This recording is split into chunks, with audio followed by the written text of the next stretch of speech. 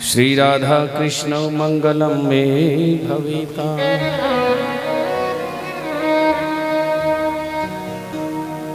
हरि शरणम प्रभु शरणम।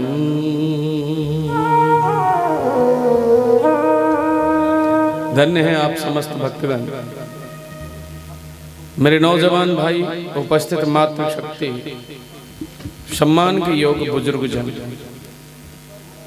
आप परम सौभाग्यशाली हैं जिन्हें श्रीमद् भागवत जी का सानिध्य प्राप्त हो रहा है। इतना सरस नहीं श्रीमद् भागवत जी का पुण्य प्राप्त करना। अहो भाग्य होता है उन लोगों का जिन्हें श्रीमद् भागवत जी की शरणागति प्राप्त होती है। और क्यों नहीं महाराज, जन्म यूं ही तो बीत जाता है।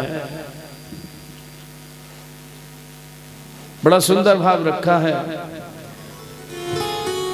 कि नींद ना आए रे, चैन ना आए रे, पल पल जीवन बीता जाए और श्याम न आए रे।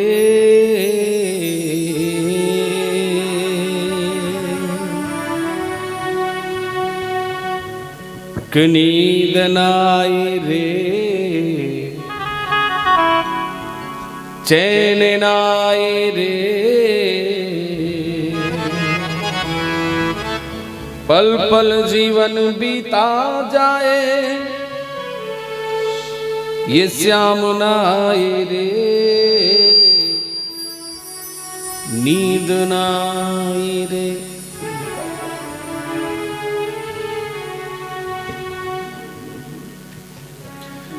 बड़ा सुंदर भाव व्यक्त किया है कि भक्त की स्थिति कैसी होती है, उसको चैन नहीं पड़ता प्यारे। एक मिनट का चैन नहीं पड़ता बगैर भगवान की कृपा के, बगैर भगवान के दरस के। लगन लग जाती है। तो आप लोग भी यहां मंगलाचरण के द्वारा सर्वप्रथम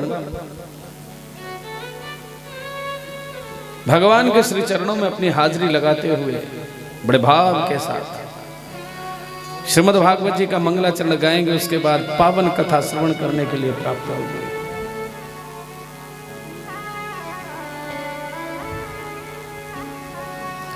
कृष्ण गोविंद गोविंद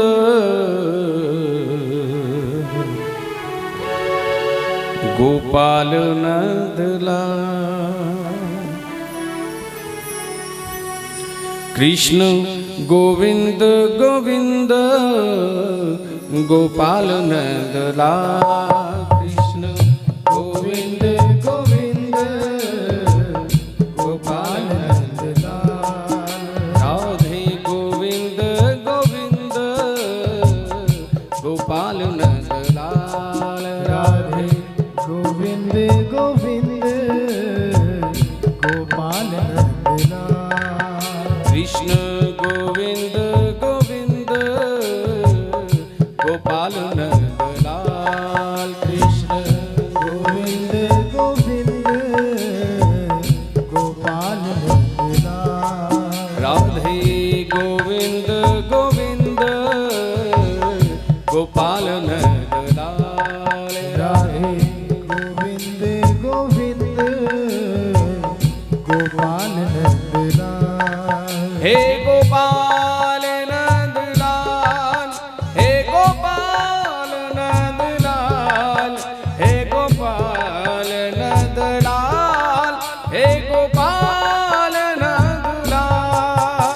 गोपाल नंदलाल, हे गोपाल नंदलाल, हे गोपाल नंदलाल, हे गोपाल नंदलाल।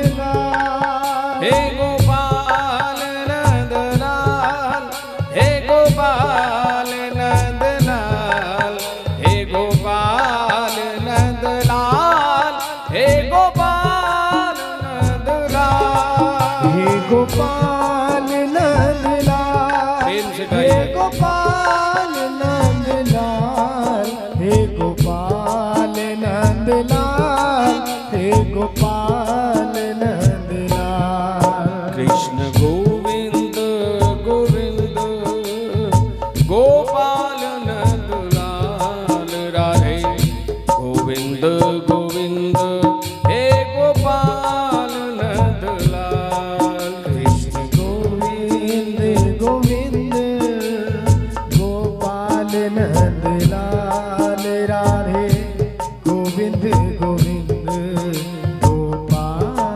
नंदलाल। कृष्ण गोविंद गोविंद गोपाल नंदलाल राधे गोविंद गोविंद हे गोपाल नंदलाल। कृष्ण गोविंद गोविंद प्रेम से गाइए गोपाल नंदलाल राधे गोविंद गोविंद गोपाल नंदलाल। नंदलाल।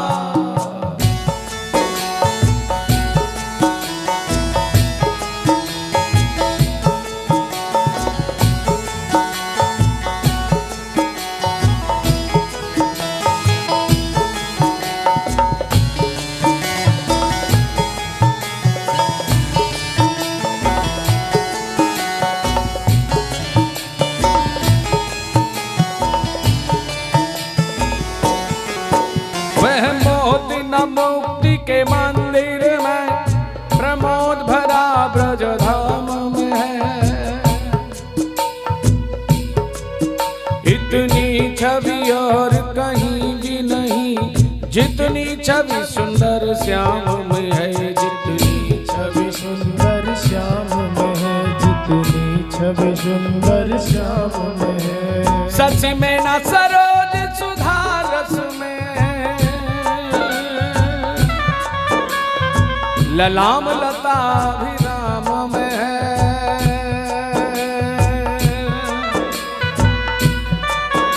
इतना सुख और कहीं भी नहीं जितना सुख कृष्ण के नाम में है। जितना सुख कृष्ण के नाम में है जितना सुख कृष्ण के नाम में है। कृष्ण गोविंद गोविंद गोपाल नंदलाल राधे गोविंद गोविंद हे गोपाल नंदलाल। कृष्ण गोविंद गोविंद गोपाल नंदलाल राधे गोविंद गोविंद गोपाल नंदलाल।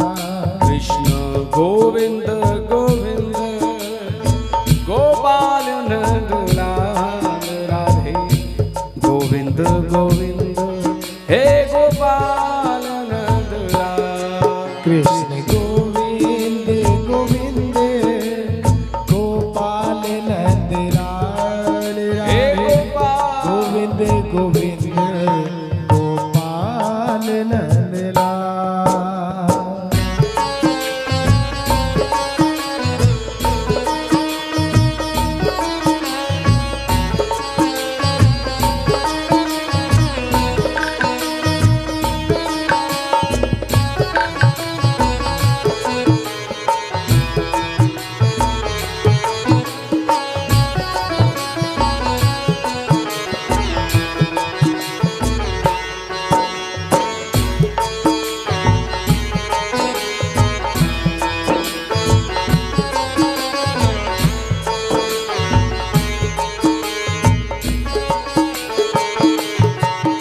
मुख सूख गया रोते रोते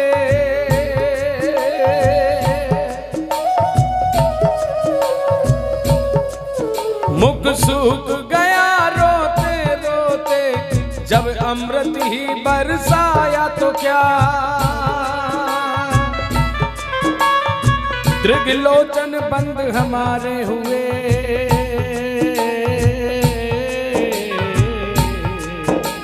तब निष्ठुर तू मुस्कुराया तो क्या। तब निष्ठुर तू मुस्कुराया तो क्या तब निष्ठुर तू मुस्कुराया तो क्या। जब डूब चले भव सागर में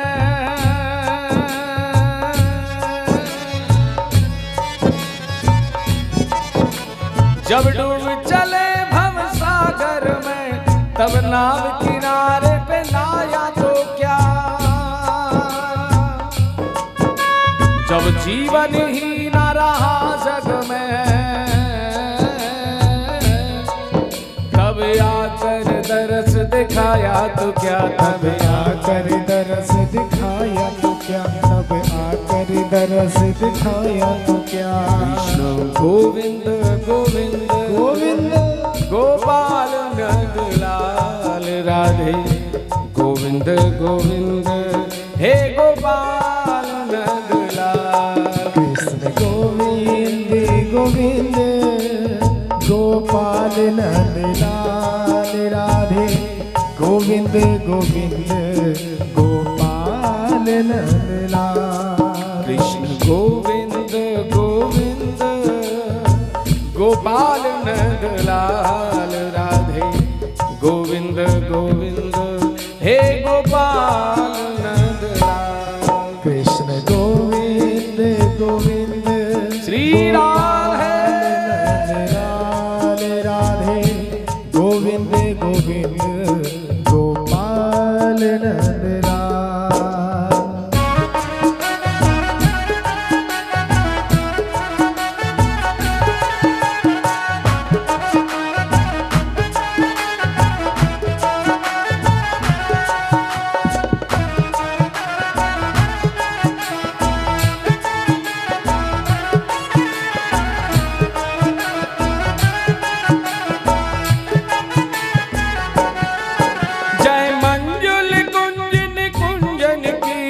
पुंज चरित्र समाज की जय।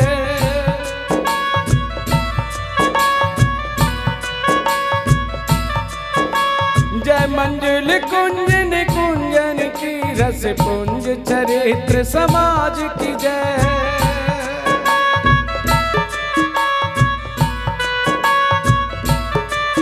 यमुना तट की बंसी बट की विपिनेश्वर के सब साज की जय। विपिनेश्वर के सब साज की जय। विपिनेश्वर के सब साज की जय।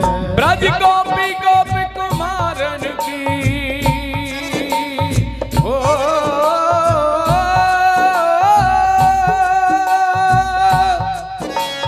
ब्रज गोपी गोपी कुमारन की गिरिजेश्वर के गिरिराज की जय।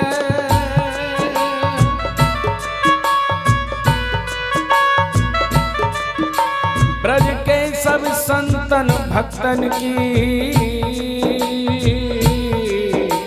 ब्रजमंडल की ब्रजराज की जय। ब्रजमंडल के ब्रजराज की जय। ब्रजमंडल के ब्रजराज की जय।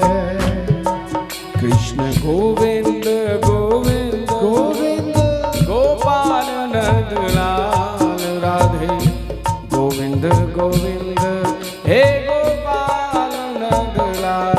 कृष्ण गोविंद गोविंद गोपाल नंदलाल राधे गोविंद गोविंद गोपाल नंदलाल। कृष्ण गोविंद गोविंद गोपाल नंदलाल राधे गोविंद गोविंद हे गोपाल नंदलाल। कृष्ण गोविंद गोविंद गोपाल नंदलाल राधे गोविंद गोविंद गोपाल नंदलाल। श्री राधे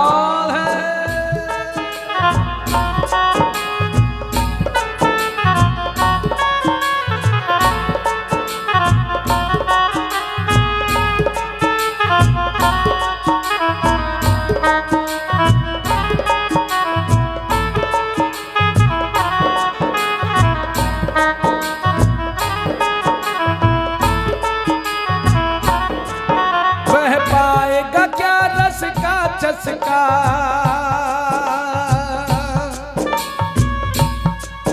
वह पाएगा क्या रस का चस्का नहीं कृष्ण से ध्यान लगाएगा जो।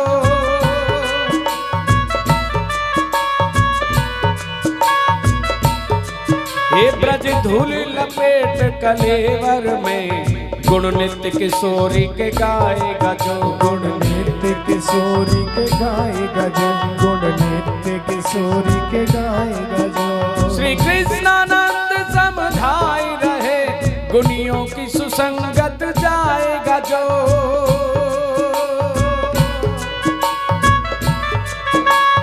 हंसता हुआ कृष्ण मिलेगा उसे नित्य प्राणों की भेंट चढ़ाएगा जो। नित्य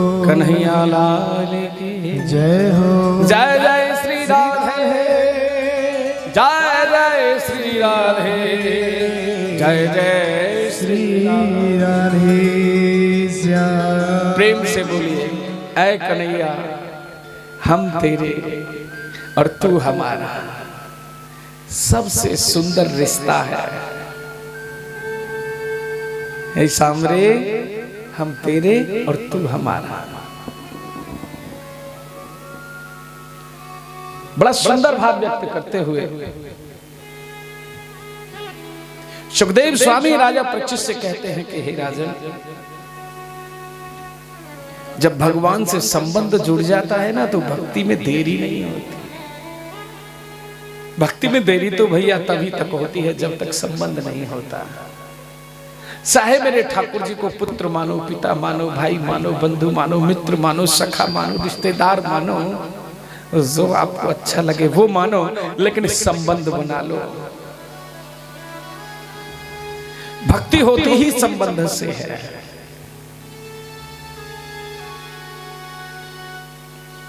आज सुखदेव स्वामी से राजा परीक्षित कहते हैं कि महाराज, जल्दी मरने वाले मनुष्य को ऐसा क्या करना चाहिए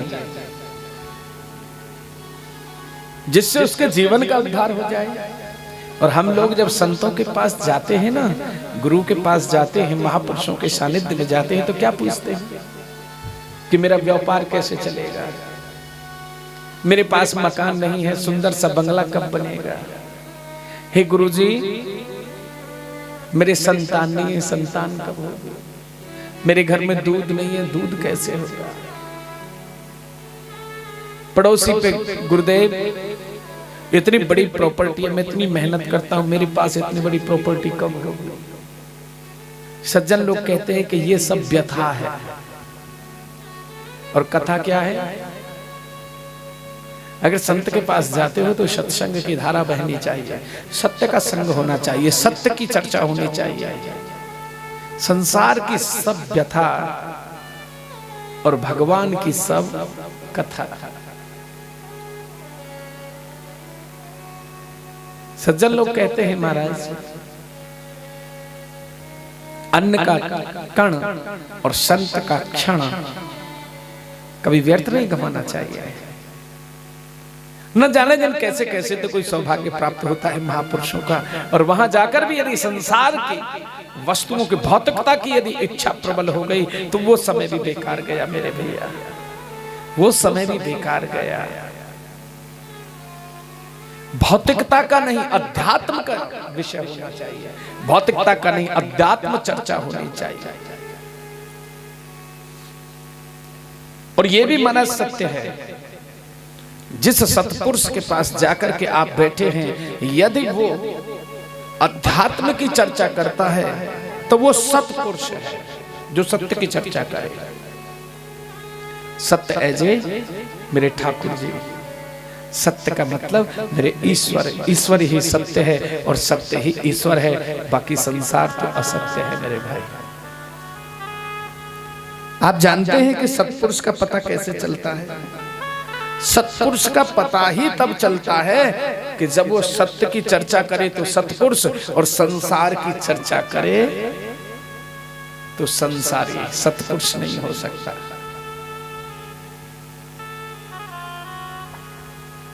इसलिए महापुरुष के मुखारबिंद से भी यदि संसार की चर्चा से सत्संग प्रारंभ होता है तो कर लेना चाहिए। कोई भक्त आकर के कहे कि महाराज मैं बड़ा दुखी हूं, तो बस उसे सत्संग में खींच करके ले आओ। प्रश्न किया था संसारी, लेकिन आप उसे अध्यात्म में खींच करके ले आओ कि देखो भैया दुख किसके साथ नहीं रहा, दुख तो सबके साथ है, सुख और दुख का जोड़ा है। भगवान ने भी देखो ना दुख को स्वीकार किया, भक्तों ने भी दुख को स्वीकार किया, लेकिन दुख में भी सुख होता है। बोले कब होता है? कि जब हम भगवान का सानिध्य प्राप्त करते हैं, दुख में भी सुख प्राप्त होता है। आप जानते हैं भगवान तेरे कर्म को शून्य नहीं कर सकते। भगवान कभी तेरे कर्म को शून्य नहीं कर सकते, चाहे पाप हो या पुण्य हो। तो बोले हम भगवान का फिर भजन करते हैं, तो भगवान करते क्या है? बोले समझ लेना चाहिए भगवान क्या करते हैं। यदि तेरे अकाउंट में पाप है तो भी भगवान उसे शून्य नहीं करेंगे, कम तो कर देंगे लेकिन खत्म नहीं करेंगे। बोले कि कैसे? एक बार एक ब्राह्मण देव थे। ब्राह्मण देव और उनकी धर्म पत्नी ब्राह्मणी दोनों बड़े आनंद से अपनी गृहस्थी में रहते थे, कोई संतान थी नहीं। ब्राह्मण देव बड़े ही स्रोतकर्मी हैं, बड़े विद्वान, धर्माचरण करने वाले, सद आचरण वाले, भगवान का भजन करने वाले, भगवान के श्री चरणों में समर्पित होते थे। माता भी बड़ी भक्तिमयी थी, बड़ी भक्ता थी। तो दोनों प्रभात वेला में ब्रह्म मुहूर्त में जागते, शौच आदि क्रियाओं से शुद्धिकरण होने के बाद स्नान आदि करके और भगवान की सेवा में बैठ जाते हैं। खूब मन लगा करके ठाकुर सेवा करते, लेकिन मन में बस एक उदासी आती थी कि कोई संतान नहीं है। एक दिन ब्राह्मण देव कहने लगे अपनी पत्नी से कि हे भामनी, कुछ जानना चाहती हो? बोले हाँ प्राण वल्लभ। बोले क्या? बोले मैं जानना चाहती हूं कि क्या हमें भी कोई संतान होगी। ब्राह्मण बोला कि सुनो प्रिया, किस संतान की कामना करती हो? चलो हम ऐसे संतान लेकर के आते हैं जो संसार में दुर्लभ है। तुम्हें संतान चाहिए? बोले कि हाँ प्राण वल्लभ। आज दोनों ब्राह्मण और ब्राह्मणी दोनों चल पड़ते हैं महाराज वृंदावन की तरफ। वृंदावन जाकर के बोले कि हे भामनी, बताओ तुम्हें पुत्र चाहिए या पुत्री चाहिए? प्रिया कहने लगी कि मुझको लल्ला चाहिए। बोले चलो आज लल्ला लेकर के आते हैं। वृंदावन में जाकर के सुंदर सा लल्ला महाराज, सुंदर सी न्योछावर भेंट की श्री चरणों में। बांके बिहारी जी के श्री चरणों से एक सुंदर सा लल्ला लेके ब्राह्मणी आई और अब तो घर में उत्सव मनाया गया। नित्य उत्सव होता है। लल्ला के साथ बड़े प्रसन्न रहे। बोले कि हे भामनी, आज भगवान ने हमें ऐसा पुत्र दिया है जो यहाँ तो साथ देगा ही, लेकिन परलोक में भी हमारा साथ निभाएगा। संसार की हर वस्तु संसार में रह जाती है, संसार की हर वस्तु संसार तक सीमित रहती है, आगे कुछ नहीं। लेकिन याद रखना, जिसका संबंध भगवान से हो गया वो यहाँ भी सुख पाएगा और अंत में भी महाराज परलोक में भी भगवान उसके सामने मिलेंगे। पुत्र स्वरूप मेरे गोपाल जी को अपने जीवन में अपनाया। ब्राह्मण और ब्राह्मणी नित्य सेवा करती है। धीरे धीरे महाराज वृद्धावस्था में प्रवेश कर गए। समय बीतता चला, उम्र बहुत हो गई, शरीर जीर्ण शीर्ण हो गया, झुक गया, चेहरे पे झुर्रियां पड़ गई, सफेद बाल हो गए। अब तो सीधा खड़ा नहीं हुआ जाता, बस झुक झुक करके भगवान के पास जाते हैं, नित्य उनकी सेवा करते हैं, लाड लड़ाते हैं, खिलाते पिलाते हैं। साईं बंध्या में जब संध्या वंदन करने के बाद भगवान को खिला पिला करके सुला देते हैं। और समय बीता तो जो बना है संसार में भैया वो तो बिगड़ेगा। जिसने जन्म लिया है उसकी मृत्यु भी निश्चित है। आज रात्रि को ब्राह्मणी और ये ब्राह्मण देवता भगवान को सुला करके शयन कर गए और रात्रि को ब्राह्मणी का शरीर पूरा हो गया है। ब्राह्मण देवता ने प्रभात वेला में देखा कि मेरी प्रिया का तो शरीर पूरा हो गया। अंतिम संस्कार किया गया और अब तो आगे भी गोपाल और पीछे भी गोपाल और दूसरा कोई है ही नहीं। ब्राह्मण देव महाराज नित्य मेरे ठाकुर जी की सेवा करते हैं, लाड लड़ाते हैं, आंखों से आंसू बहते हैं तो भगवान के लिए, आंखें सजल होती हैं तो ठाकुर जी के लिए, प्रार्थना होती है तो ठाकुर जी के लिए। अब तो संपूर्ण जीवन मेरे गोपाल जी को समर्पित कर दिया। समय और बीता, ब्राह्मण देव के शरीर में ऐसी बीमारी लग गई कि उनसे खाट में से ना उठा जाता है ना बैठा जाता है, अब तो खटिया में पड़े रहते हैं। दुख बस एक बात का है, मुझे इस बात का दुख नहीं कि ब्राह्मणी चली गई, मुझे इस बात का भी दुख नहीं कि मुझे बीमारी हो गई, मैं कष्ट पा रहा हूं। बोले दुख बस एक बात का है कि मेरे ठाकुर जी की सेवा कौन करे। खटिया में पड़ो पड़ो ब्राह्मण आंखन से आंसू बहावे, अरे गोपाल, अरे नंदलाल, मुझे इतना तो कर दे जो मैं तेरी सेवा कर सकूं। एक दिन बीते, 2 दिन बीते, तीसरे दिन द्वारे से आवाज आती है, मैया सीताराम, राधे श्याम। ब्राह्मण देव अंदर से कहने लगा, अरे भाई तुम कौन हो? बोले बाबा हमको भिक्षा चाहिए। बोले बेटा यहाँ कोई तुझे भिक्षा देने वाला नहीं है, तू अंदर आ जा बेटा। इस ब्राह्मण देव ने देखा कि एक नन्हा सा बालक और अंदर आया, तो उसे देखते ही ब्राह्मण देव तो महाराज आनंद से हर्षित हो गए और कहने लगे कि बेटा तू कहां से आया है और तू बेटा दर दर पे भिक्षा मांगता फिर रहा है, क्या मैं तुझसे कोई बात कहूं? बोले बाबा कहो ना। बोले देख बेटा, तुझे भोजन चाहिए और मुझे सहारा चाहिए।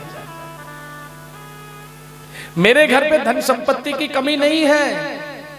अरे लाडले, खूब आनंद से प्रसाद बनाओ, ठाकुर जी को भोग लगाओ और प्रेम से पाओ, तुझे दर दर ठोकर खाने की जरूरत नहीं पड़ेगी और मेरी ठाकुर सेवा हो जाएगी।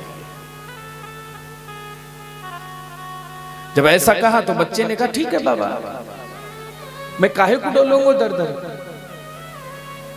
अब तो वो बच्चा महाराज प्रभात वेला में जागता है, शौचाचार से निवृत्त होकर के स्नान करने के बाद ठाकुर जी को उत्थापन करता है, स्नान कराता है, वस्त्र पहनाता है, लेपन कराता है, ठाकुर जी को तुलसी पत्र अर्पण करता है, भगवान को भोग राग लगाता है, बाल भोग लगा करके आरती करता है, भगवान का भजन करता, बड़ा आनंद लेता है।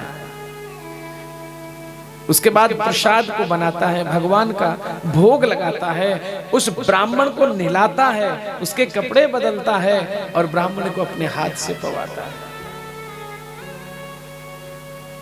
एक दिन प्रसाद पायो, 2 दिन प्रसाद पायो, ब्राह्मण को लगता है कि यदि तूने इसके हाथ से प्रसाद ऐसे ही तू पाता रहा तो तू तो 2-4 दिन में ठीक हो जाएगा। मैंने जीवन में ऐसा स्वादिष्ट प्रसाद नहीं पाया, इस बच्चे के हाथ में कैसा जादू है। 3 दिन बीते, 4थे दिन ब्राह्मण ने उस बच्चे के कलाई को पकड़ लिया। बोले बेटा आज मुझको बताए दे तू कौन है, तेरा प्रसाद तो प्रसाद नहीं, अमृत से ज्यादा स्वादिष्ट है। अरे अमृत में फीका पड़ जाए इतना स्वादिष्ट है तेरे हाथ का बना हुआ ये दिव्य प्रसाद। तू बता दे पुत्र कौन है। ये बच्चा हाथ को छुड़ाने लगा। बोले बाबा मेरी कलाई छोड़ दे।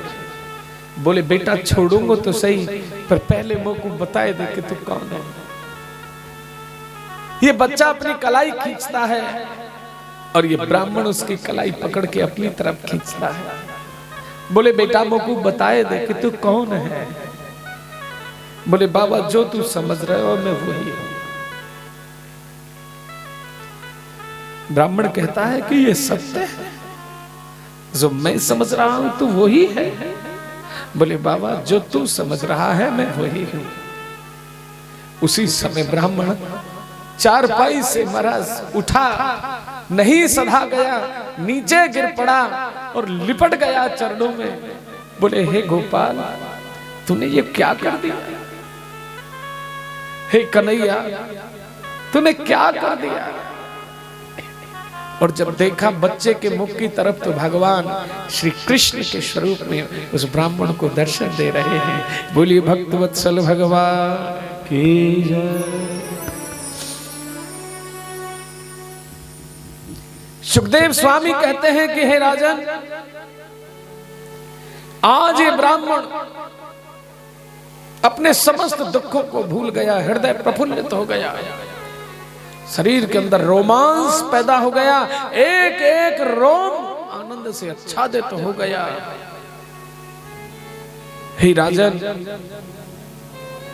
अब तो ब्राह्मण भगवान के सामने हाथ जोड़ करके कहने लगा कि हे कन्हैया, ये मैं जानता हूं कि जिस पे तेरी दृष्टि पड़ जाए उसका तो जीवन ही सफल हो जाता है, वो भव से पार हो जाता है। तुम मेरा मल और मूत्र साफ कर रहे हो, आपको 3 दिन हो गया, क्या तुम मेरा ये कष्ट समाप्त नहीं कर सकते? बोले बाबा, अवश्य में भी भोक्तव्यम कृतम कर्म शुभा शुभम, कर्म का फल तो बाबा सबको भोगना पड़ता है, कर्म को शून्य तो मैं नहीं कर सकता, लेकिन मैं स्वयं तेरी सेवा कर सकता हूं। भोले भक्तवत्सल भगवान की जय। ऐसे हैं मेरे ठाकुर, ऐसे हैं मेरे गोपाल कि स्वयं तेरी सेवा तो कर सकते हैं, लेकिन वो कहते हैं कि कर्म का भोग तो तुझे भोगना पड़ेगा। और महाराज दूसरी पंक्ति में कहते हैं कि सामर्थ्य को नहीं दोष गुसान, रवि पावक सुरसर की नाही, सामर्थ्य को नहीं दोष गुसाई, सामर्थ्य को नहीं दोष गुसाई, सामर्थ्य को नहीं दोष गुसाई, सामर्थ्य को नहीं दोष गुसाई, रवि पावक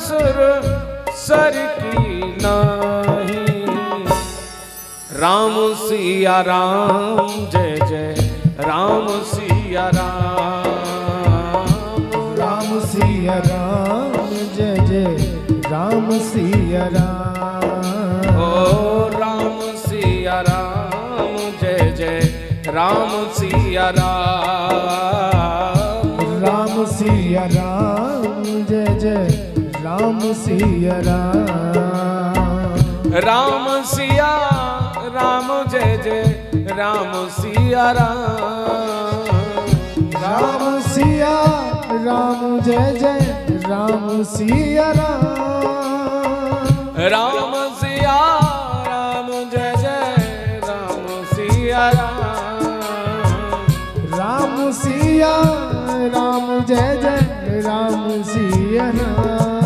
सिया राम जय राम सिया राम राम राम, सिया राम जय राम सिया राम राम राम, सिया राम जय राम सिया राम राम राम, सिया राम जय राम सिया राम राम राम, सिया राम जय राम सिया राम राम राम।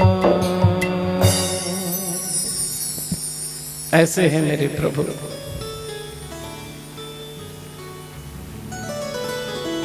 परीक्षित जी कहते हैं कि प्रभु मुझे भी बताओ ना, और सुखदेव स्वामी कहते हैं कि हे राजन, जल्दी मरने वाले मनुष्य को बस एक ही काम करना चाहिए, और वो काम कौन सा है? बड़ा सुंदर भाव कि हे नाथ, अकामा, सुखदेव स्वामी राजा परीक्षित से कहते हैं कि अकामा सर्व कामो वा मोक्ष कामा उदारधी तीव्रेण भक्ति योगेन यजेतम पुरुषम परम। बड़ा सुंदर भाव रखा है। बोले कि राजन, चाहे पुत्र की कामना से करो, मोक्ष की कामना से करो, निष्काम भाव से करो, कैसे भी करो, लेकिन तीव्र लगन के साथ भगवान की भक्ति करो। जो भगवान की भक्ति करते हैं उनका अंत समर जाता है राजन, और जो भगवान के भजन से विमुख होते हैं उनका अंत बिगड़ जाता है। कि जन्म जन्म मुनियतन कराही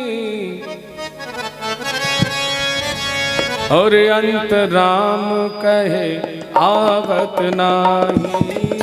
अंत राम कहे आवत नाही। अंत राम कहे आवत नाही। अंत राम कहे आवत नाही। ओ जन्म जन्म मुनि यतन कराही। जन्म जन्म मुनि यतन कराही। अंत राम कहे आवत नाही। अंत राम कहे आवत नाही। ओ अंत राम कहे आवत नाही। कितने जीवन बीत जाते हैं बोले भगवान का भजन करते करते। और वो किस लिए, कभी आपने जाना? पूरे जीवन भर भजन करते हैं, किसके लिए? बस एक ही इच्छा होती है, दूसरी नहीं होती। भगवान के भक्तों का जीवन जो निकल जाता है भजन करते करते, तो उनकी इच्छा क्या है? इतना तो करना स्वामी, ये फल है जीवन भर के भजन का, कि इतना तो करना स्वामी जब प्राण तन से निकले, गोविंद नाम मुख में मेरे प्राण तन से निकले। क्या प्रयास होता है? पूरे जीवन भर भजन करने का बस एक ही फल है और कुछ नहीं चाहिए। हे नाथ, बस इतनी कृपा कर देना और कुछ नहीं चाहिए।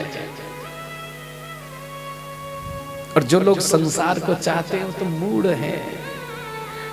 ऐसे मानिए प्यारे कि मणि को देकर के मिट्टी मांग रहे हैं, मणि को देकर के मिट्टी ले रहे हैं।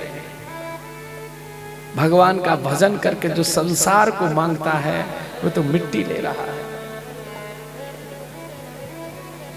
उन्हें बुद्धिमान कैसे कहेंगे? उन्हें बुद्धिमान नहीं कह सकते।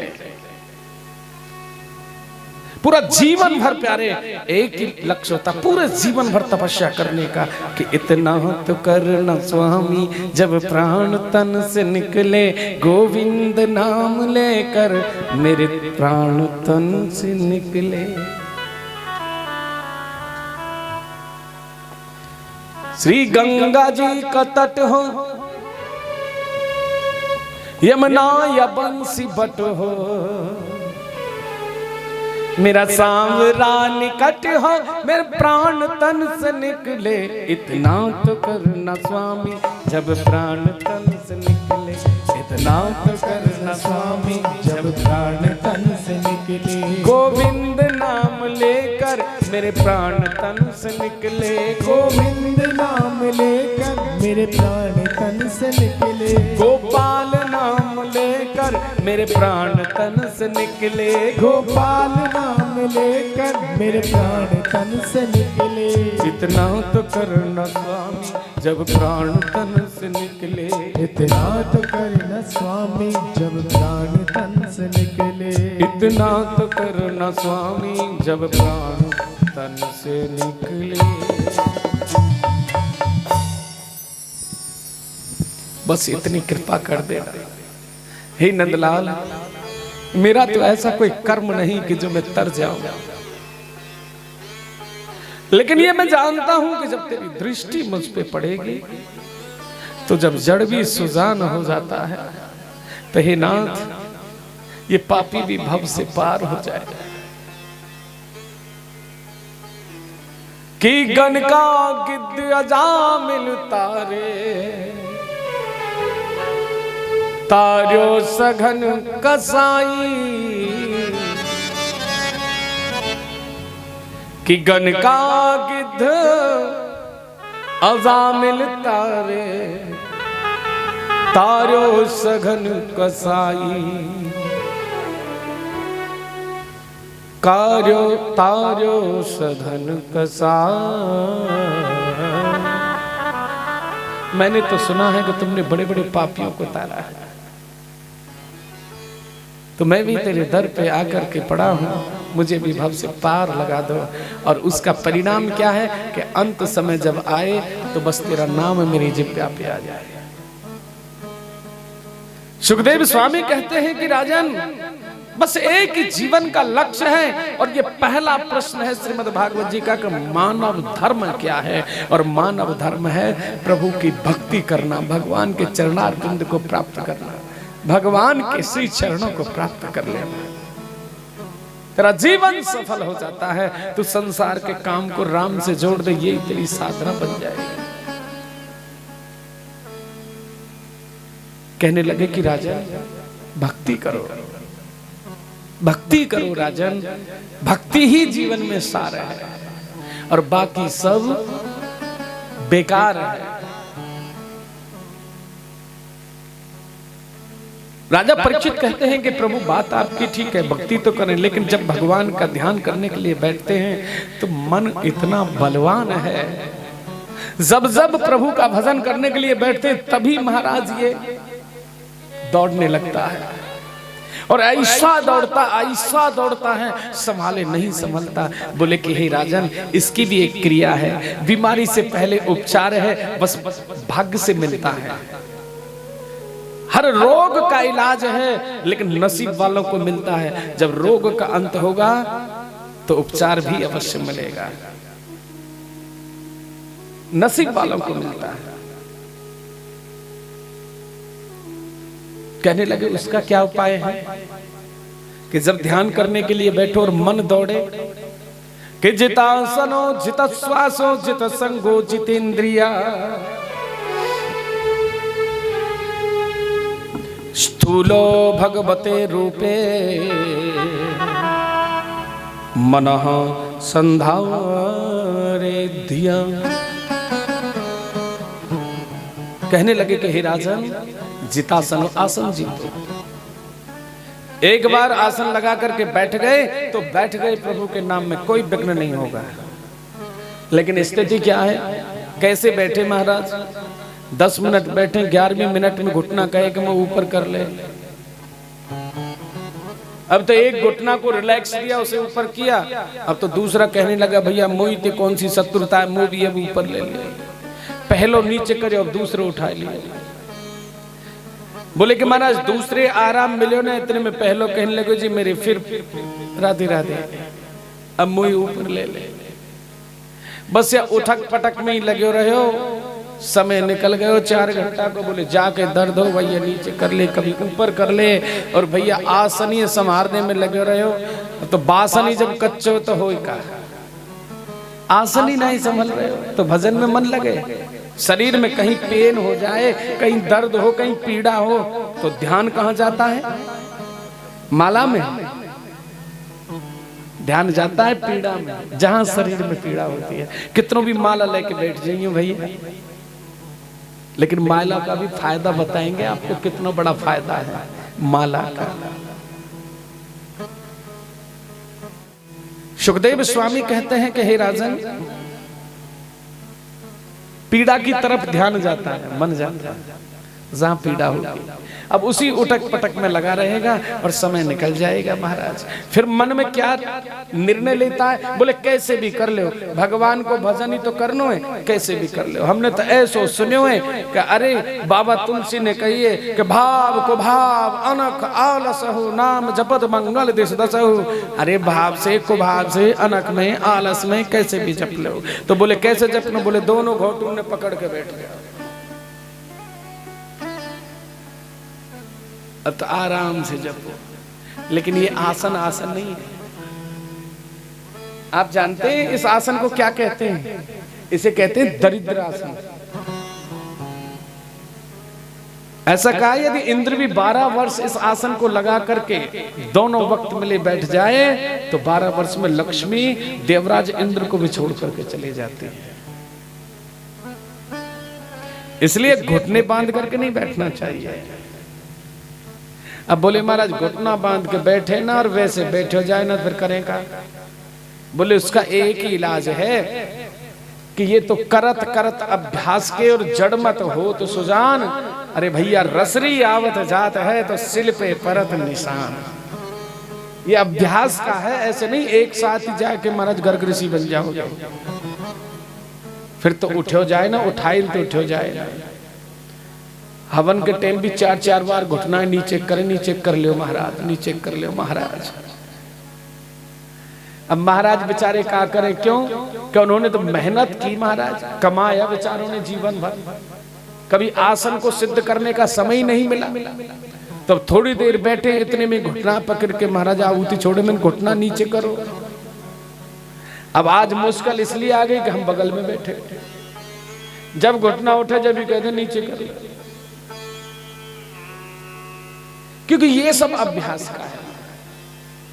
बोले आसन जी तो अच्छा, जब ऐसा भी ना हो, पीड़ा हो रही है और कथा हमको सुननी है तो करना क्या है?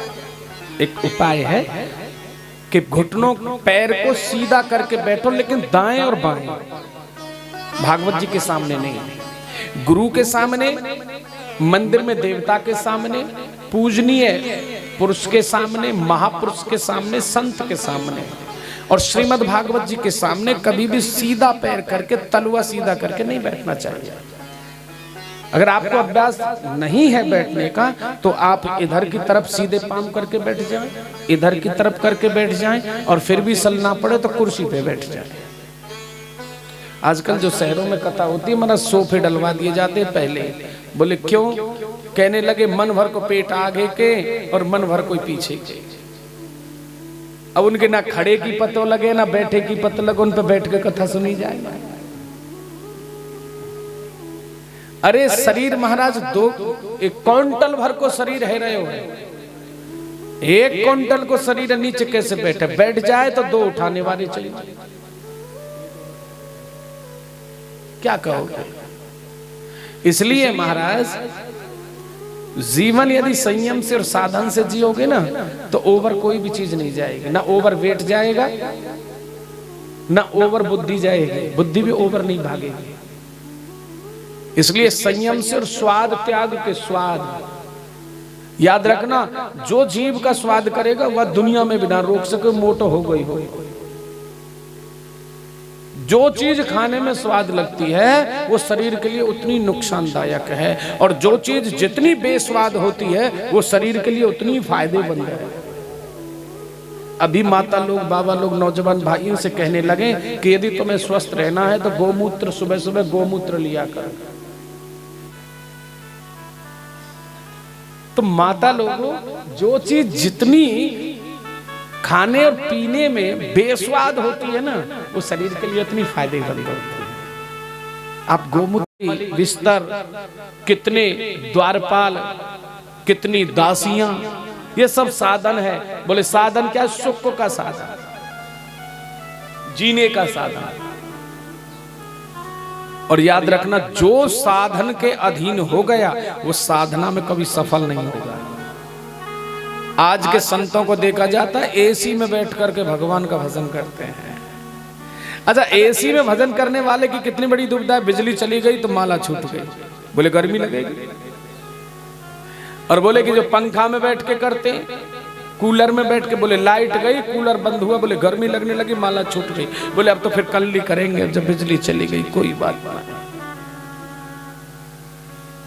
और आप जानते हैं जो साधना को प्रकृति के अधीन होकर के करता है वो कभी साधना में धोखा नहीं खाता। प्रकृति के अधीन होकर के जो साधना करता है वही साधना में सफल रहता है, और जो प्राकृतिक साधनों के संरक्षण में साधना करता है वो कभी साधना में सफल नहीं हो सकता, क्योंकि प्राकृतिक जो साधन है ये कभी ज्यादा है तो कभी कम है, कभी बिल्कुल ना है, कभी बहुत ज्यादा है। क्या कभी किसी का जीवन एक सा रहा है? कभी नहीं रहेगा। इसलिए हमको प्रकृति के अधीन होकर के अपने आप को प्रकृति के हिसाब से ढाल करके साधना करनी चाहिए, और साधना श्रेष्ठ कहलाती है। साधन नष्ट हो जाता है, लेकिन साधना कैसे नष्ट होगी? साधना कभी नष्ट नहीं, वो तो इहलोक है, परत्र चाहे श्लोक में भी और परलोक में भी कल्याण करती है। तो मुनि कर्दम के लिए आज मनु जी महाराज अपनी पुत्री देवहूति को वहां लेकर के आते हैं, और मुनि कर्दम के साथ पानी ग्रहण संस्कार कर दिया। क्यों किया? क्योंकि वहां साधना का भंडार है। मुनि कर्दम साधना का वो जानते हैं कि जब चाहेंगे मुनि कर्दम तब महल अट्टालिकाएं खड़े कर देंगे, जब चाहेंगे मुनि कर्दम तभी दास और दासियां महाराज इनकी सेवा में उपस्थित हो जाएंगे। आज माता देवहूति ने देखा कि मेरे पिता जिसके साथ मेरा पानी ग्रहण संस्कार करके गए हैं उसकी एक छोटी सी कुटिया है। समझना, जो देवहूति जैसा त्याग करेगा ना उसी की कोख से भगवान जन्म लेंगे। कथा सुनना और कथा को समझना, उसका सार ग्रहण करना, वही सार्थकता कहलाता है। जो मेरी माता देवहूति जैसा आचरण करेगी उसकी कुक्षी से आज भी भगवान कपिल भगवान अवश्य ही जन्म लेंगे, अवश्य जन्म लेंगे। लेकिन आज की जो माताएं हैं, आज पत्नी कम है, वाइफ ज्यादा है। आप जानते हैं पति और पत्नी जो है वो भारतीय संस्कृति का शब्द है। भारतीय जो माताएं हैं वो कभी अपने पति का नाम नहीं लेती, और भारतीय संस्कृति में जीने वाला जो पुरुष है वो कभी अपनी पत्नी का नाम नहीं लेता। और शब्द क्या सुनाई पड़ते हैं? अजी सुनते हो जी? और पति भी जब पुकारता है, अरे सुन रही है का, पूरा जीवन निकल जाए महाराज। दोनों शब्दों में कितना प्रेम है, कितने प्रेम के लपटे हुए शब्द हैं जिसमें जिंदगी बड़े आनंद से बीत जाती है। सुनते हो जी, अरे सुन रही है का, बस महाराज। और आज पति को नाम सीधो सीधो काम। पति भी कसर ना छोड़े, बोले जब तू मेरा नाम ले रही है तो मैं भी तेरो लूंगा। अब इन्हें पति पत्नी नहीं कह सकते। ये कौन है? बोले हस्बैंड वाइफ। हस्बैंड वाइफ कौन है? ये शब्द कैसा? बोले पाश्चात्य शब्द, अंग्रेजों का शब्द है, पश्चिमी देशों का शब्द है। जब शब्द पश्चिमी आ गया तो आचरण कैसे आएंगे? शब्द के हिसाब से आचरण होते हैं मेरे प्यारे। याद रखना, भारतीय संस्कृति नहीं आएगी फिर तो पाश्चात्य शब्द के साथ साथ पश्चिमी सभ्यता आएगी। और पश्चिमी सभ्यता में हस्बैंड वाइफ कैसे रहते हैं ये आप लोग जान लें। और नेक कमी है गई हस्बैंड के घर में तो वाइफ सीधी कहां जाएगी? थोड़ी सी कमी है जान। यदि धन को कोई घाटा आएगा, इच्छा के अनुसार मकान ना है, इच्छा के अनुसार जीने को साधन ना है, तो सीधी कोर्ट को दरवाजा खटखटा दे, बोले मुझे नहीं रहना इसके साथ। जज पूछता क्यों नहीं रहना? बोले इसके पास है क्या? इसके पास मकान नहीं है, इसके पास जीने का साधन नहीं है, इसके पास पैसा नहीं, रुपया नहीं, इज्जत नहीं, क्या करूंगी इसके साथ रहकर? इन्हें कहते हैं वाइफ। जो छोटी सी बात लेकर के और कोर्ट का दरवाजा खटखटा दे, जो छोटी छोटी बातों पे अपने माई के दौड़ जाए, जो छोटी छोटी बातों को लेकर के तूफान खड़ा कर दे, उन्हें वाइफ कहते हैं। पत्नी तो वो होती हैं जो गंभीर होती हैं, पत्नी वो होती हैं जो पति का घर बसाती हैं, पत्नी वो होती हैं जो अपने माता पिता की, अपने ससुराल की इज्जत रखती हैं। इन्हें पत्नी कहते हैं। सुखदेव स्वामी कहते हैं कि हे राजन, माता देवहूति को राज भवनों में से आई है, भवनों में से निकल के आई है, और पति के पास क्या है? छोटी सी झोंपड़ी, और उसमें भी एक छोटो सो मुनि कर्दम को बैठने को स्थान। और ऊपर देखियो तो क्या देखियो कि झोंपड़ी को भी फूस गल रहे हो है, और वहां में भी पक्षी ने घोंसला बनाए रखे, और नीचे देखो तो चूहे ने बिल बनाए रखे।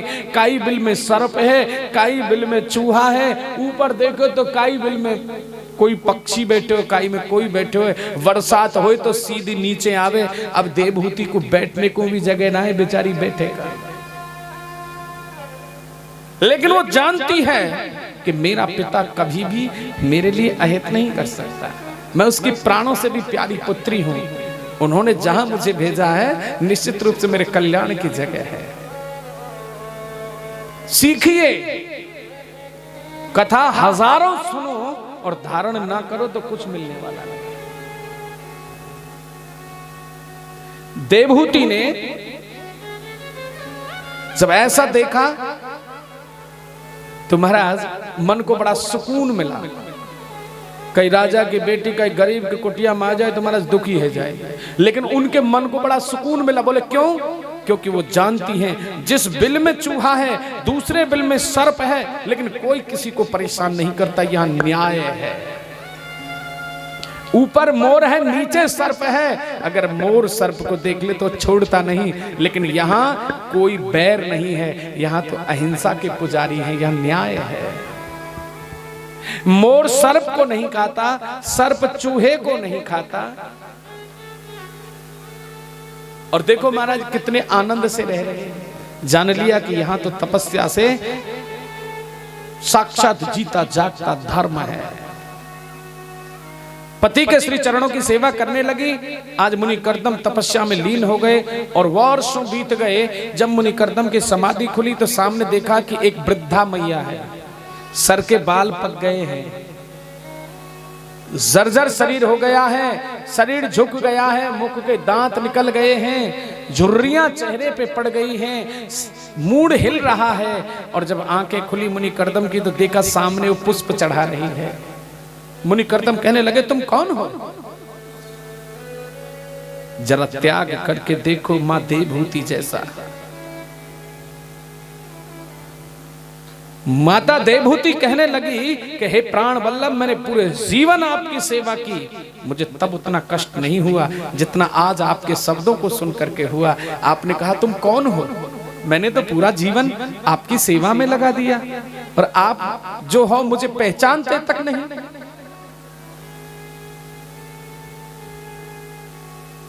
आपने तो मुझे पहचाना तक नहीं। मुनि कर्दम कहने लगे कि हे देवी तुम बताओ तुम कौन हो? तब ये वृद्धा कहने लगी कि हे प्राण वल्लभ, मेरा नाम है देवहूति, मनु महाराज की पुत्री, मुनि कर्दम की पत्नी, आपकी पत्नी। मुनि कर्दम कहने लगे मेरी पत्नी? ध्यान लगा करके देखा तो सब कुछ याद आया। बोले हे प्रिया, तुमने बड़ो कष्ट पाया, पूरा जीवन मेरी सेवा में लगा। हे प्रिया, पति का परम कर्तव्य है कि वो अपनी पत्नी की रक्षा, सुरक्षा और उसका भरण पोषण करे, लेकिन मैंने तो ये कोई कर्म नहीं किया, मैं तो भगवान का भजन करने के लिए बैठ गया। हे प्रिया, मैं अपराध का भागी हूं, लेकिन मुझे बताओ तुमने अपने जीवन का संरक्षण कैसे किया, तुमने जीवन यापन कैसे किया? तो आज माता देवहूति कहने लगी कि हे प्राण वल्लभ, जब आप भगवान का भजन करने के लिए बैठ गए, आप जब साधना में संलग्न हो गए, तो मैंने ये जान लिया कि आप तो समाधिस्थ हो गए। तो मैं झरनों का जल ग्रहण करती और वृक्षों से कंदमूल के लेकर के आती, फल पाती और जीवन निर्वाह करती। बोले हे प्रिया, एक समय ऐसा आता है कि जो वृक्षों पे फल भी नहीं होते, बोले हे स्वामी, उस समय में हरे हरे पत्ते लेकर के चाप करके झरनों का पानी पी लेती और आपके श्री चरणों की सेवा करती। मुनि कर्दम कहने लगे कि हे प्रिया, एक समय ऐसा भी आता है कि जिस समय वृक्षों पे पत्ते भी नहीं होते, तब तुमने क्या खाया? पतझड़ ऋतु में कहां पत्ते पाए जाते हैं। माता देवहूति कहने लगी कि हे प्राण वल्लभ, उस समय में सूखे पत्तों को लाकर के जल में भिगो देती थी और सुबह उन पत्तों को चाव करके झरनों का पानी पी करके आपके श्री चरणों की सेवा करती थी। मुनि कर्दम की आंखों से अश्रुधारा बहने लगी और बोले कि हे प्रिया, इस संसार में तुमने अपना जीवन निर्वाह तो किया, लेकिन इस तन की सुरक्षा कैसे की? बोले कि हे प्राण वल्लभ, वृक्षों से छाल निकाल निकाल करके अपने तन पर लपेट लपेट करके अपनी और अपने पिता की लाज को बचाया है। धन्य है माता देवहूति के लिए। आज मुनि कर्दम कहते हैं कि हे प्रिया, वरदान मांगो, क्योंकि मैं तुम्हारी तपस्या से प्रसन्न हूं। मुनि कर्दम और माता देवहूति बिंदु सरोवर में स्नान करते हैं। 16 वर्ष की माता देवहूति हो गई, 21 वर्ष के मुनि कर्दम हो गए। अरे देवता और देवियों को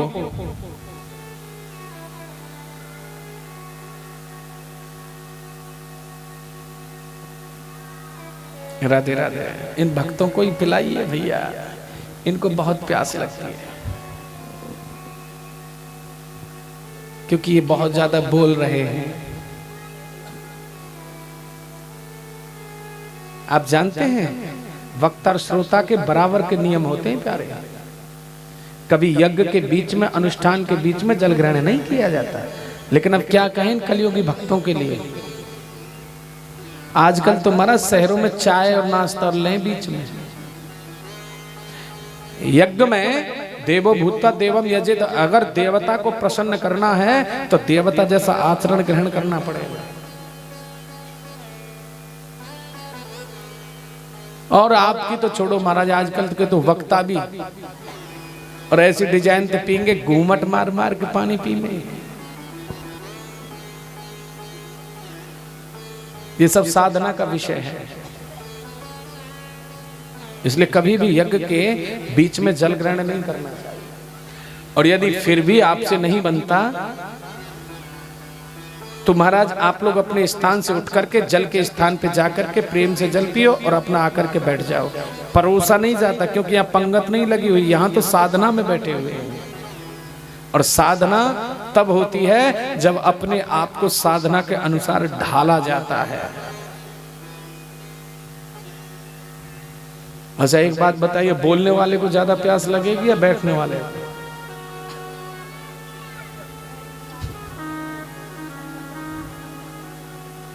राधे राधे।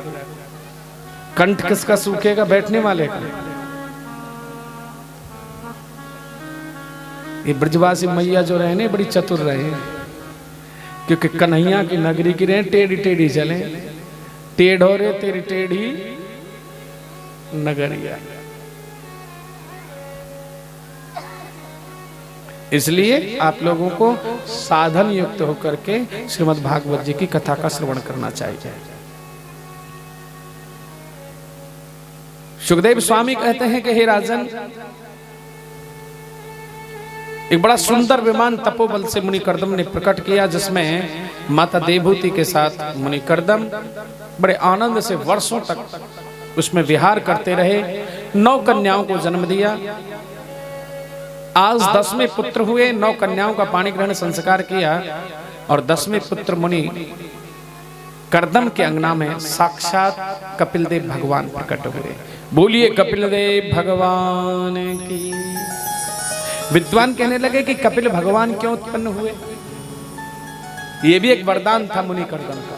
जब 10,000 वर्ष की तपस्या पूरी हुई तो भगवान ने कहा वरदान मांगो। बोले वरदान दे दो। बोले क्या चाहते हो?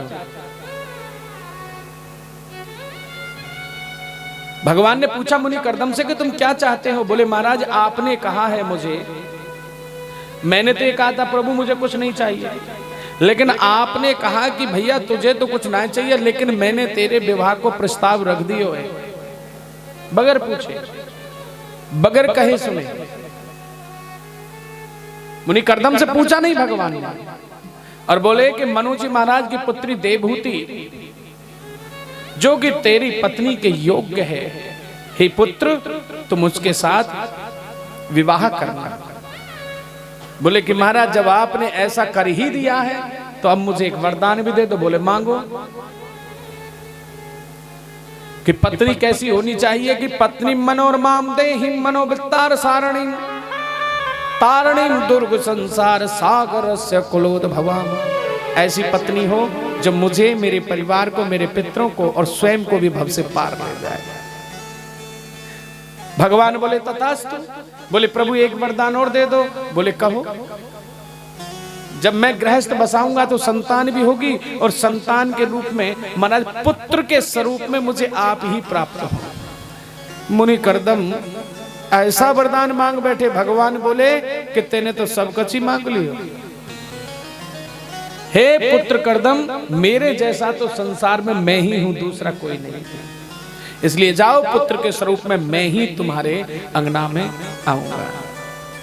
साक्षात कपिल भगवान मुनि कर्दम के अंगना में आए। बोलिए कपिल देव भगवान की जय। आज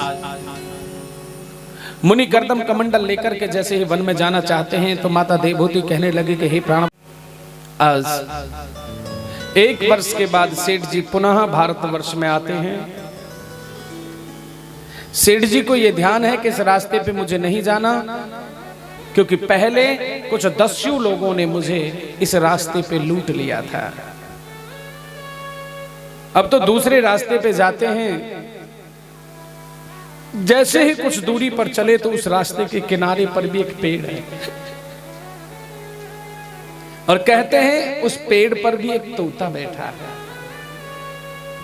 और वो तोता देखते ही सेठ जी को कहने लगा, आओ श्रीमान, आपका स्वागत है। आओ श्रीमान, हमारी कुटिया पावन हो गई। क्योंकि श्रुतियां गाती हैं अतिथि देवो भवः। अतिथि तो देवता होता है। आप हमारी इस स्थान पर आए, आप हमारे इस जगह में आए, हमारा जगह तो पावन हो गया। आइए महाराज, हमारे इस उपवन का, वहां भी एक सुंदर सा उपवन है, हमारे इस उपवन का जल बड़ा शीतल है। आइए थोड़ा सा जल ग्रहण कीजिए, विश्राम कीजिए, विश्राम के बाद प्रसाद पाइए, तब अपना प्रस्थान कीजिए। इस तोते की वाणी को सुना तो सेठ का हृदय तो गदगद हो गया, और मन में विचार करके कहने लगा, एक वो तोता था, दुष्ट तोता, जिसने 1 वर्ष पहले मुझे बुरे लोगों के हाथों से लुटवा दिया, और एक ये तोता है जिसकी वाणी को भी सुनकर के मनुष्य अपने कष्ट को भी भूल जाए। इसकी वाणी कितनी सुंदर है, इसका आतिथ्य सत्कार कितना सुंदर है। अरे भैया, तेरा संस्कार बहुत अच्छा है, तेरा सुसंग है। तोता कहने लगा कि महाराज, ये आप क्या कह रहे हो? मेरी कुछ समझ में नहीं आता कि 1 साल पहले एक दुष्ट तोता था। बोले हाँ। ये वैश्य कहने लगा कि मैं तुम्हें बता देता हूं कि 1 वर्ष पहले जब मैं घूमने के लिए समुख रास्ते पर गया तो एक कर्कश वाणी वाला तोता, जिसने मुझे दस्युओं के हाथों से लुटवा दिया। बोले महाराज, वो कोई और नहीं। तोता कहने लगा, वो मैं ही हूं, वो दुष्ट मैं ही हूं जिसने तुम्हें 1 वर्ष पहले लुटवाया। अब जब ऐसा कहा तो वैश्य कहने लगा, नहीं, ये नहीं हो सकता। कांच का टुकड़ा मणि कैसे बन सकता है? पाषाण पारस कैसे हो सकता है? बोले कि महाराज, मूर्ख भी विद्वान हो सकता है यदि उसे सुसंग और सत्संग मिल जाए तो। कहने लगे, तो मुझे बता दे भाई कि तू दुर्जन से सज्जन कैसे हो गया? तो ये तोता आज इस वैश्य को बताने लगा कि महाराज, जब मैंने आपको लुटवाया, आपके बाद में दूसरे ही दिन कुछ संतों का टोला, कुछ संतों की मंडली हरिनाम संकीर्तन करते हुए और वहां से गुजरने लगे। बड़ा मधुर संकीर्तन हो रहा था।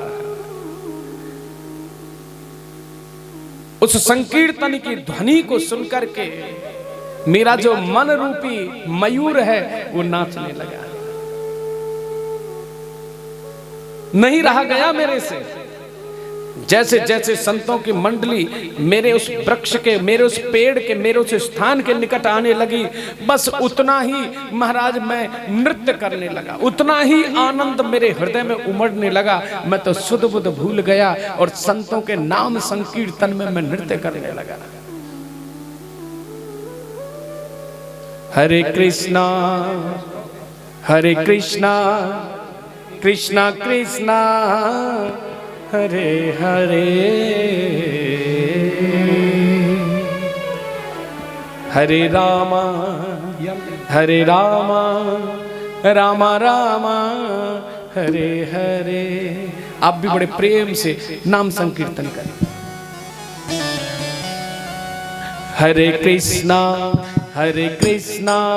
कृष्णा कृष्णा हरे हरे, हरे कृष्णा कृष्णा कृष्णा हरे हरे, हरे रामा रामा रामा हरे हरे, हरे रामा रामा रामा हरे हरे। हरे कृष्णा कृष्णा कृष्णा हरे हरे, हरे कृष्णा कृष्णा हरे हरे, हरे राम राम राम हरे हरे, हरे राम राम हरे हरे। ओ हरे कृष्णा कृष्णा कृष्णा हरे हरे, हरे कृष्णा कृष्णा हरे हरे, हरे राम राम राम हरे हरे, हरे राम राम हरे हरे। ये तोता वैसे से कहने लगा कि आनंद का सागर मेरे हृदय में उमड़ चला। हे सेठ जी, नहीं रहा गया मुझसे। और जब संतों का टोला मेरे वृक्ष के नीचे आया तो मैं तो सुध बुध भूल गया। और जब संत वहां से आगे बढ़ने लगे, श्री कृष्ण गोविंद हरे मुरारी, हे नाथ नारायण वासुदेवा। श्री कृष्ण गोविंद हरे मुरारी, हे नाथ नारायण वासुदेवा। श्री कृष्ण गोविंद हरे मुरारी, हे नाथ नारायण वासुदेवा। श्री कृष्ण गोविंद हरे मुरारी, हे नाथ नारायण वासुदेवा। तोता कहता है, ये नाम ध्वनि मेरे मन को चुरा करके ले गई। और जब संत वृक्ष से आगे जाने लगे तो मैंने सोचा कि कुछ समय के लिए, कुछ क्षण के लिए इन संतों का संग करना चाहिए। और मैं वृक्ष को त्याग करके और उनके साथ उनके ऊपर ऊपर उड़ने लगा। नीचे नीचे संत हैं, ऊपर मैं उड़ के जा रहा हूँ। नीचे राम नाम ध्वनि है, ऊपर मेरा मन रूपी मयूर नाच रहा है। श्री कृष्ण गोविंद हरे मुरारी, हे नाथ नारायण वासुदेवा। श्री कृष्ण गोविंद हरे मुरारी, हे नाथ नारायण वासुदेवा। हे नाथ नारायण वासुदेवा, हे नाथ नारायण वासुदेवा। हे नाथ नारायण वासुदेवा, हे नाथ नारायण वासुदेवा। श्री कृष्ण गोविंद हरे मुरारी, हे नाथ नारायण वासुदेवा। श्री कृष्ण गोविंद हरे मुरारी, हे नाथ नारायण वासुदेवा। ये तोता कहने लगा, संत और आगे बढ़ गए, मेरा स्थान पीछे छूट गया। अंदर से आवाज आती है, चल भाई अब तो वापस चल। बहुत आनंद ले लिया, अपने स्थान को छोड़ करके इतना आगे आ गया, लेकिन एकदम से मन प्रबल हो गया। बोले नहीं नहीं, कुछ दूरी पे और चलना चाहिए। अच्छा, जब अच्छा लगता है ना तो मन और करने लगता है। याद रखना मेरे भाई, बंधेगा कहां? चाहे कोई भी व्यसन हो, चाहे भक्ति हो। जब भक्ति अच्छी लगेगी तो बार बार करेगा, जब भक्ति अच्छी लगेगी तो समय भी ज्यादा देगा, और जब विषय वासना भोग विलास अच्छे लगेंगे तो उस तरफ चला जाएगा। देख लिया इसने तोते ने कि दुर्जनों के संग रह करके मैंने क्या पाया, और अब नाम के संग रह करके मेरा हृदय कितना आनंदित हो रहा है। आगे बढ़ता चला गया और वापस आना ही भूल गया। और महाराज उड़ते उड़ते उड़ते उड़ते आज संतों के आश्रम पर आकर के वृक्ष पे निवास करने लगा। और यहाँ तो नित्य हरिनाम संकीर्तन होता है। हरे कृष्णा कृष्णा कृष्णा कृष्णा हरे हरे, हरे रामा रामा रामा हरे हरे। हरे कृष्णा कृष्णा कृष्णा हरे हरे, हरे रामा रामा रामा हरे हरे। हरे कृष्ण कृष्ण कृष्ण हरे हरे, हरे राम राम राम हरे हरे। हरे कृष्ण कृष्ण कृष्ण हरे हरे, हरे राम राम राम हरे हरे। हरे कृष्णा कृष्णा कृष्णा हरे हरे, हरे रामा रामा रामा हरे हरे। हरे कृष्णा कृष्ण कृष्ण हरे हरे, हरे रामा रामा रामा हरे हरे। ओ हरे कृष्णा कृष्णा कृष्णा हरे हरे, हरे रामा रामा रामा हरे हरे। नाम ध्वनि में ऐसा मस्त हो गया ये तोता, कुसंग रूपी स्थान को त्याग करके आज सत्संग रूपी स्थान पे आ गया। और भैया ये सेठ जी से कहने लगा कि हे सेठ जी, आज 1 वर्ष हो गया मुझे, संतों का संग मिला तो वाणी भी बदल गई, संतों का संग मिला तो बुद्धि भी बदल गई, संतों का संग मिला तो कुसंग छूट गया और सत्संग मिल गया। महापुरुषों का संग मिला तो अंतर आत्मा शुद्ध हो गई। तब सेठ जी कहने लगे कि आज मैंने जाना कि सुसंग का फल क्या है और कुसंग का फल क्या था। 1 वर्ष पहले तेरा स्वभाव कैसा था, तेरी वाणी कैसी थी, तेरी सोच कैसी थी, तेरी बुद्धि कैसी थी, तेरी अंतर आत्मा कितनी क्रूर थी। लेकिन आज 1 वर्ष के बाद मैंने जाना कि हे तोते, तेरी वाणी देवताओं जैसी हो गई, तेरी सोच सत्पुरुषों जैसी हो गई, तेरी आत्मा परमात्मा की तरह शुद्ध हो गई, और तू तो महाराज काग से हंस गया। इसे कहते हैं संगति। इसलिए जितासनो जितश्वासो जितसंगो जितेंद्रिया, और फिर इंद्रियों पे अपने आप विजय होने लगती है कि देखना इंद्रियों के न घोड़े बढ़े, इनमें हरदम ये संयम के कोड़े पड़े। यदि नित्य आप संयम रूपी कोड़े इंद्रियों में बरसाओगे तो एक ना एक दिन आप भव से पार हो जाओगे, निश्चित रूप से पार हो जाओगे। तो सुखदेव स्वामी कहते हैं कि हे राजन, ये बड़ा सुंदर साधन है मन को साधने का। लेकिन राजा परीक्षित बोले कि महाराज ये तो योगियों का साधन है, साधारण मनुष्य कैसे अपने मन को साधना।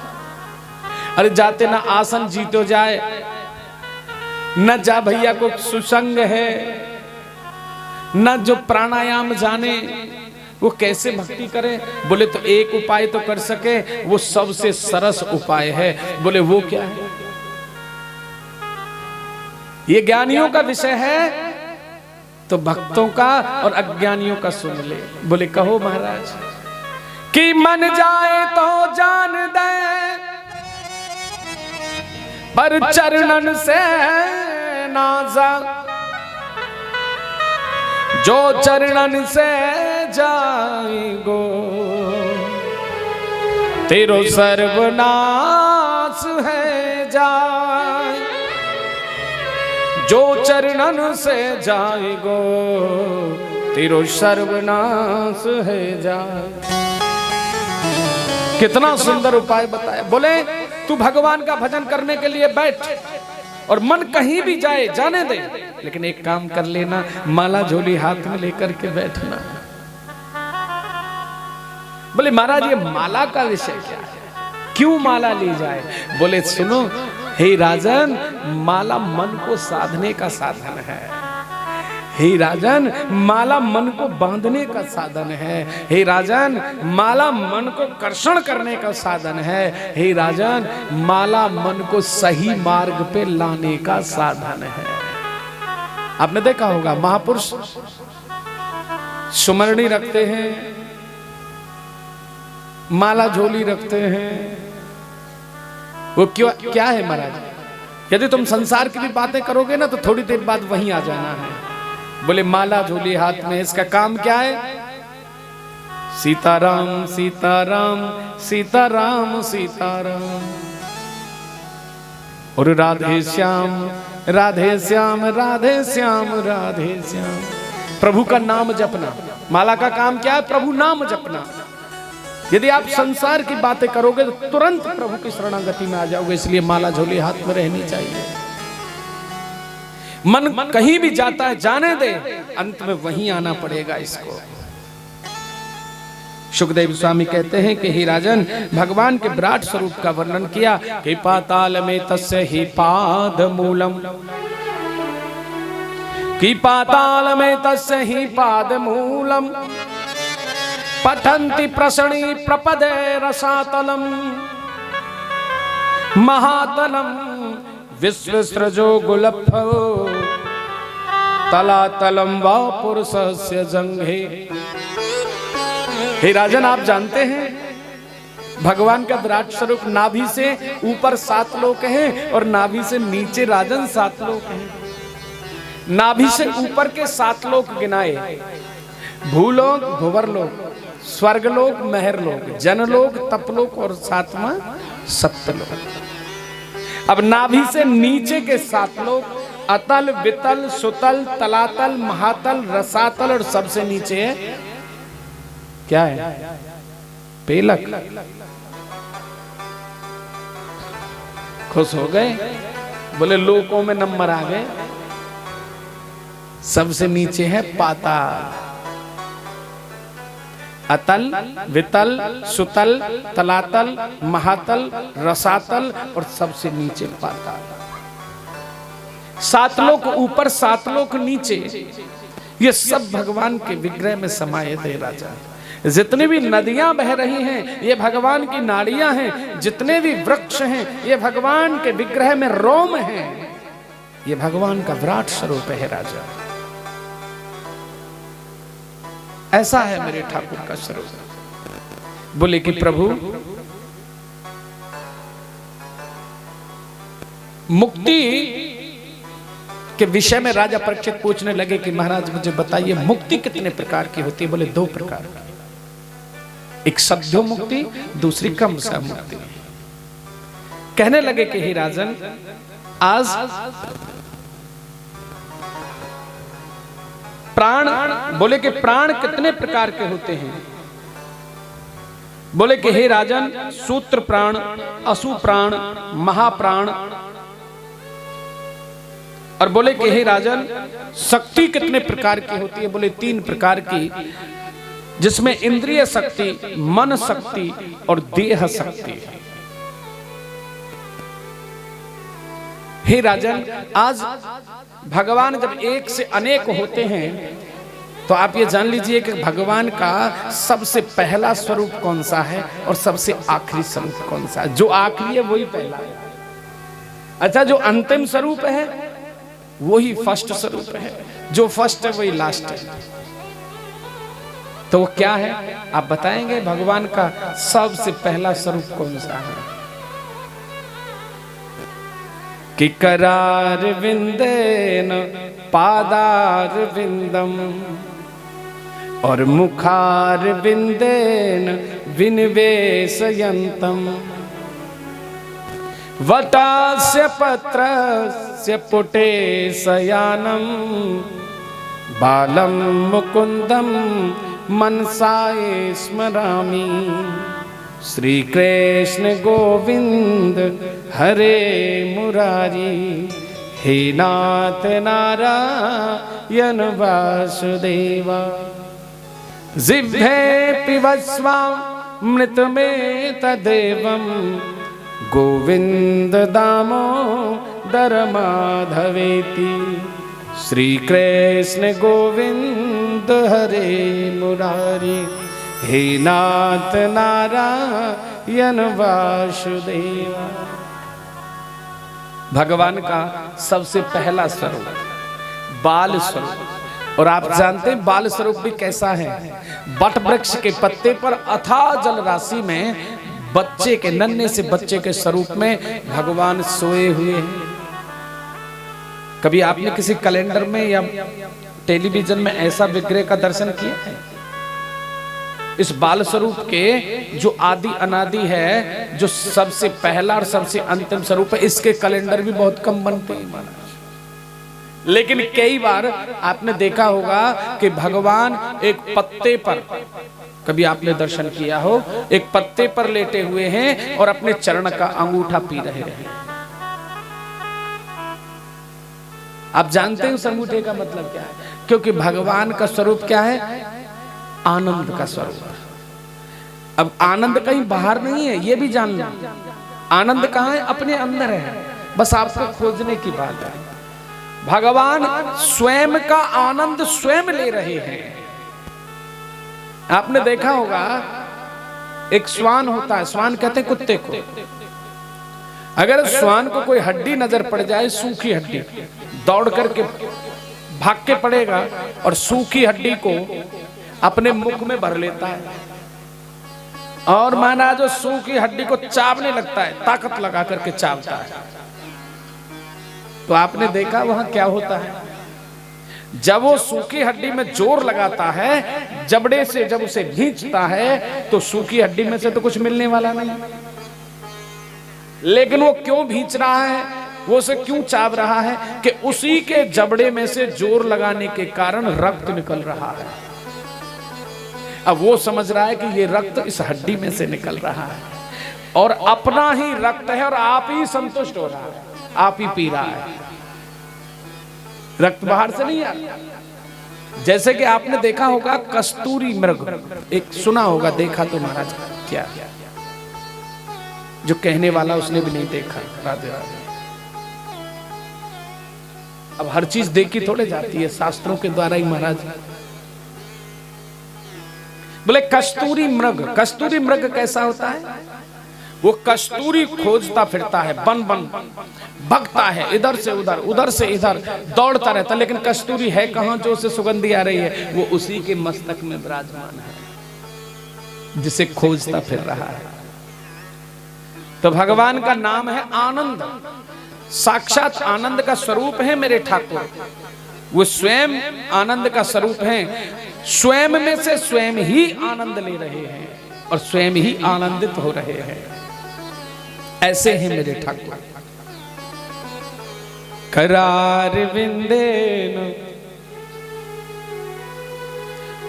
और पादार विंदम, मुखार विंदेन विनिवेशयन्तम्, वटस्य पत्रस्य पुटे शयानम्, बालं मुकुन्दं मनसाय स्मरामि। श्री कृष्ण गोविंद हरे मुरारी, हे नाथ नारायण वासुदेवा। श्री कृष्ण हे नाथ नारायण वासुदेवा, हे नाथ नारायण वासुदेवा, हे नाथ नारायण वासुदेवा। श्री कृष्ण गोविंद हरे मुरारी, हे नाथ नारायण वासुदेवा।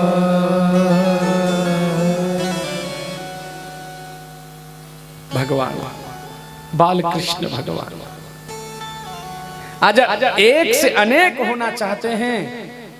आज भगवान जब सृष्टि को रचना चाहते हैं तो अथाह जल राशि में दाऊ दादा का शेष जी का आवाहन किया।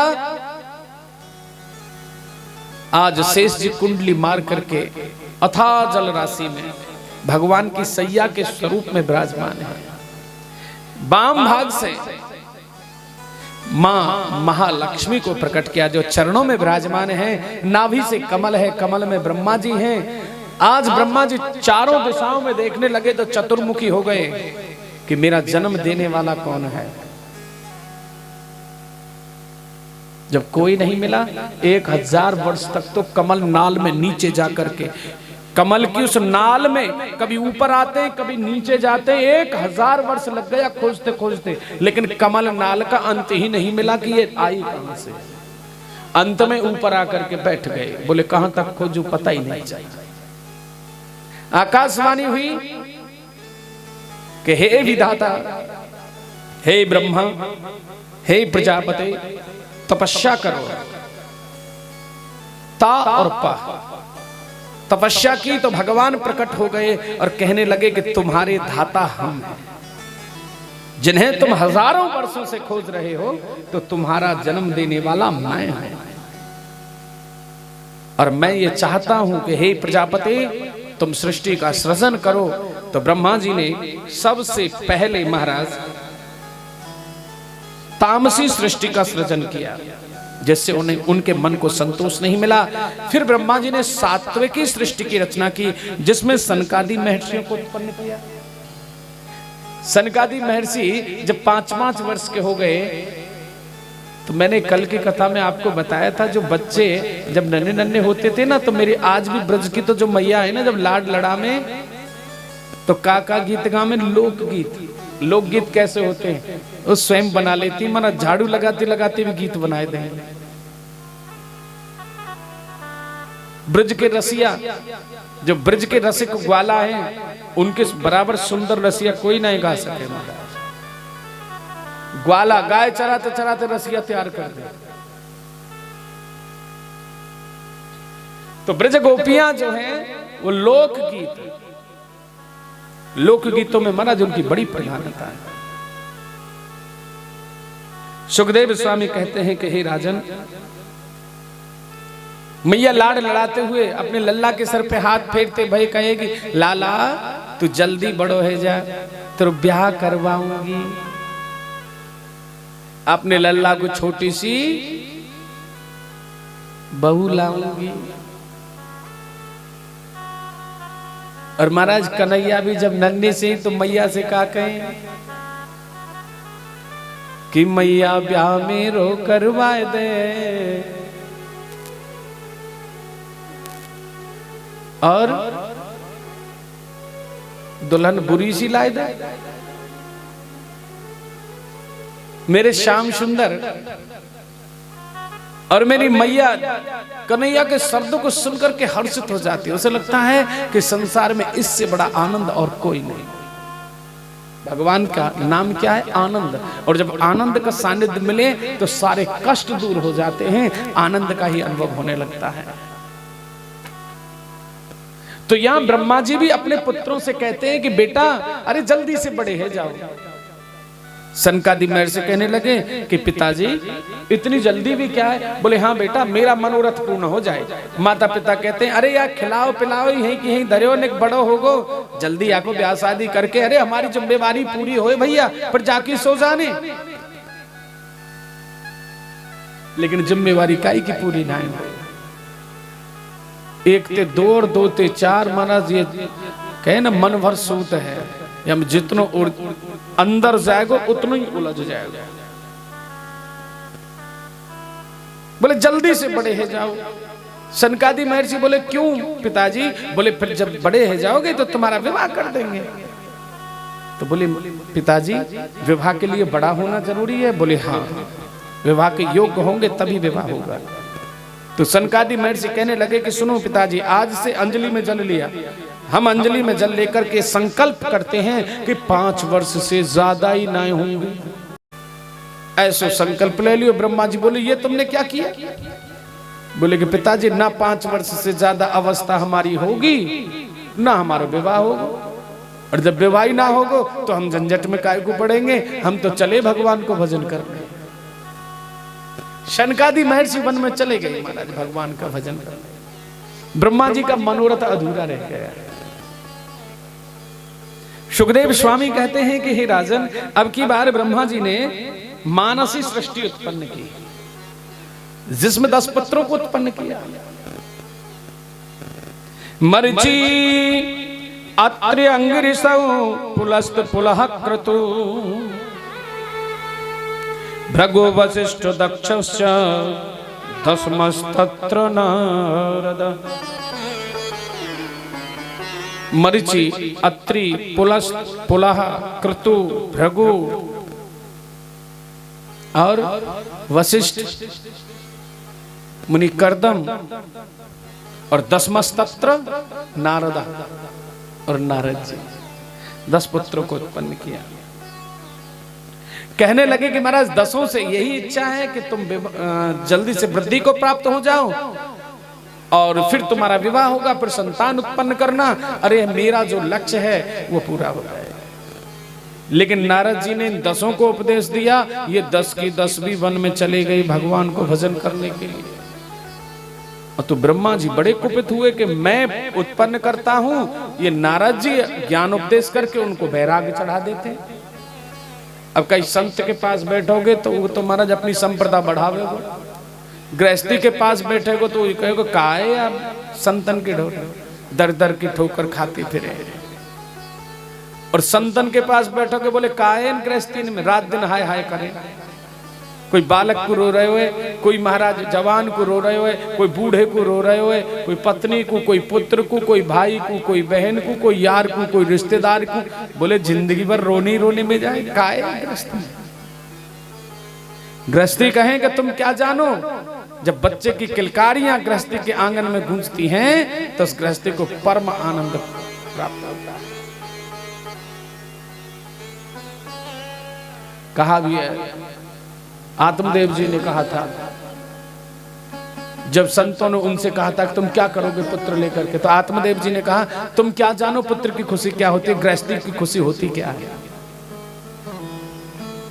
और मैं जानता हूं कि तुम मुझे अपने रंग में रंगना चाहते हो, लेकिन नहीं नहीं नहीं, देना है तो पुत्र दो, नहीं तो महाराज विरक्त अपनी तरफ खींचते हैं, गृहस्थी अपनी तरफ खींचते हैं। बुरा कोई भी नहीं है, ये तुम्हारी समझ का खेल है। आश्रम न विरक्त बुरा है न गृहस्थ बुरा है, लेकिन ये पक्का है कि गृहस्थ समस्त आश्रमों का जन्मदाता है। ये निश्चय है कि गृहस्थ आश्रम जैसा संसार में कोई दूसरा आश्रम नहीं, गृहस्थ जैसा जीवन नहीं महाराज। बशर्ते क्या है कि इसको नियम और संयम से जीना चाहिए। लेकिन क्या हमारी आदत बन गई है, कुछ जो दूर ढोल बजते हैं ना बड़े अच्छे लगते हैं, और वही ढोल आके जब कान पे बजे ना तो वही बुरे लगे। अपनी गरिमा को नहीं समझ पाते, अपने आप के महत्व को भूल करके दर दर की ठोकरें खाते हैं। यहां 10 के 10 वन में चले गए। अब की बार प्रजापति ब्रह्मा ने मैथुनी सृष्टि उत्पन्न की, जिसमें मनु और शत्रुपा को उत्पन्न किया। बाम अंग से शत्रुपा, दाएं से मनु जी महाराज। मनु और शत्रुपा कहने लगे कि हे पिता, हमारे लिए आज्ञा क्या है। बोले पुत्र एक ही आज्ञा है, सृष्टि का सृजन करो।